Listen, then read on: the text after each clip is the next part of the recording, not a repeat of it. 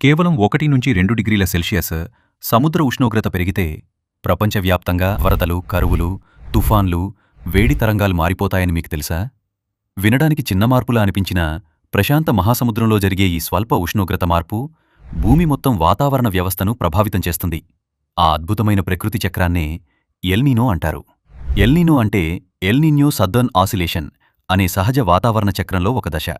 ఈ చక్రం ప్రధానంగా 3 దశల్లో ఉంటుంది.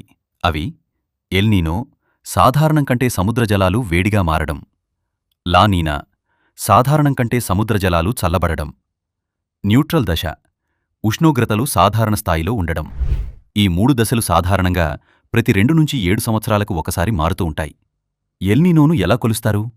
అమెరికా వాతావరణ సంస్థ NOAA సముద్ర ఉపరితల ఉష్ణోగ్రతలను కొలిచి ఓషియానిక్ నీన్యో ఇండెక్స్ అంటే ONI ద్వారా ఎల్నినో తీవ్రతను అంచనా వేస్తుంది.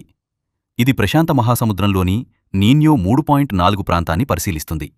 ఈ ప్రాంతం విస్తీర్ణం సుమారు 55 లక్షల చదరపు కిలోమీటర్లు. అంటే అమెరికా ప్రధాన భూభాగం అంత పెద్ద సముద్ర ప్రాంతం.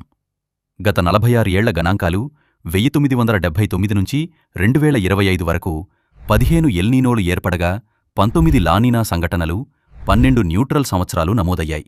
అంటే ప్రశాంత మహాసముద్రం ఎప్పుడూ ఒకే స్థితిలో ఉండదు. 2026 నుంచి 27లో ఏమీ జరగబోతోంది?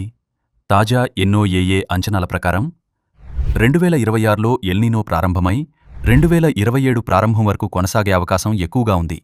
దీంతో ప్రపంచవ్యాప్తంగా తీవ్రమైన వాతావరణ మార్పులు కనిపించవచ్చు.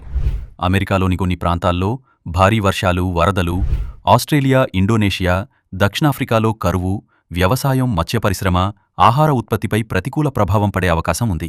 అంతేకాదు, ఎల్నినో సంవత్సరాలు ప్రపంచంలోనే అత్యంత వేడిగా నమోదైన సంవత్సరాల్లో ఒకటిగా నిలిచిన సందర్భాలు ఎన్నో ఉన్నాయి.